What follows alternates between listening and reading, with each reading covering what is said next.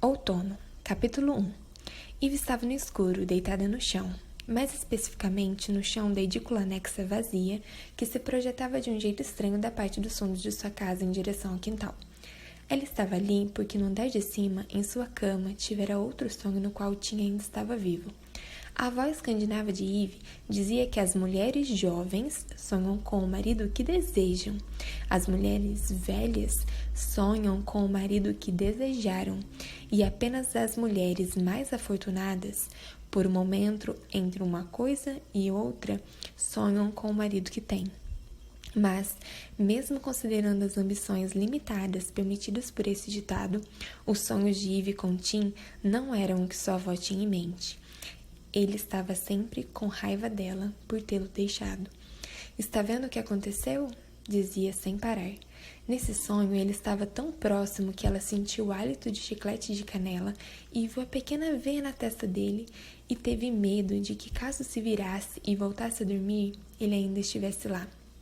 Então, empurrou os cobertores para longe e foi para o primeiro andar da casa, que sempre tinha sido muito grande e agora simplesmente grande demais.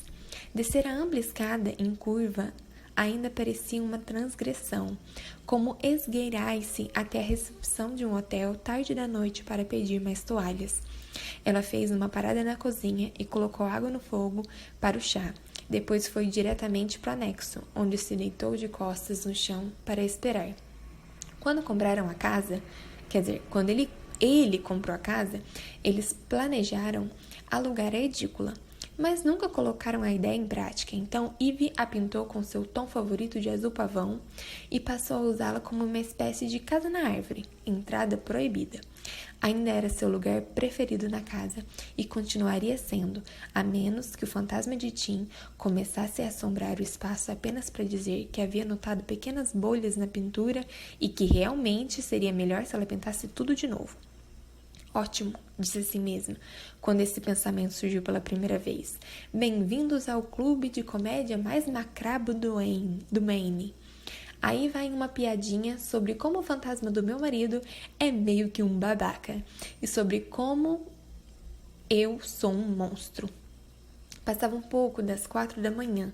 Deitado de costas, vestindo camiseta e short, ela controlou a respiração, tentando desacelerar o latejar nas têmporas, na barriga e nos pulsos.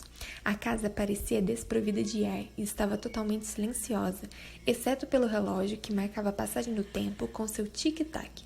Havia 35 anos. Primeiro na cozinha de seus pais e agora na dela.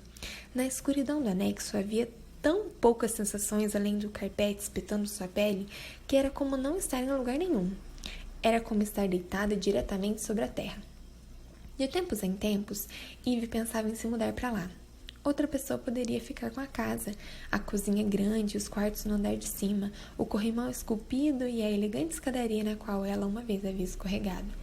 O que lhe valeu uma mancha roxa no quadril. Poderia viver ali, deitada de costas no escuro, repassando todos os seus piores pensamentos, comendo sanduíches de manteiga de amendoim e ouvindo rádio como se o fornecimento de energia tivesse sido interrompido para sempre. A chaleira apitou na cozinha e ela se levantou para desligar o fogo. Pegou no armário uma das 2 canecas do evento de arrecadação de fundos para a rádio pública, deixando de lado a outra, cujo fundo, virado para cima, estava coberto por uma fina camada de poeira. A etiqueta em seu saquinho de chá de camomila dizia: não há nenhum problema que uma boa xícara de chá não resolva. Parecia algo que um cavalheiro de Downton Abbey diria pouco antes de sua esposa ter um dente incluso e falecer elegantemente na cama. Soprando seu chá, Eve foi para a sala, onde havia lugar para sentar, e se aconchegou em uma poltrona verde escura. Havia um exemplar da Spot Illustrated endereçada a Tim, e mesmo na pilha de correspondência na mesa de centro, ela folheou a revista à luz que vinha da cozinha.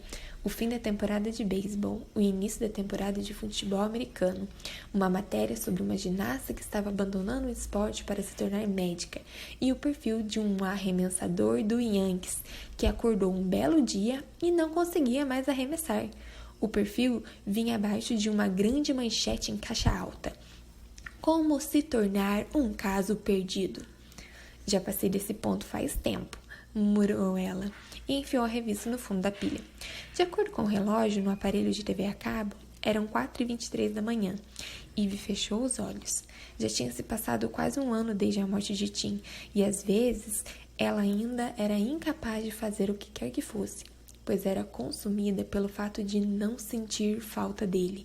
Ela poderia ocupar salas inteiras com a sensação de ser a única pessoa a saber que quase não o amava mais quando o ouviu ressonar de leve em sua última noite de vida. Monstro, monstro, pensou ela. Monstro, monstro.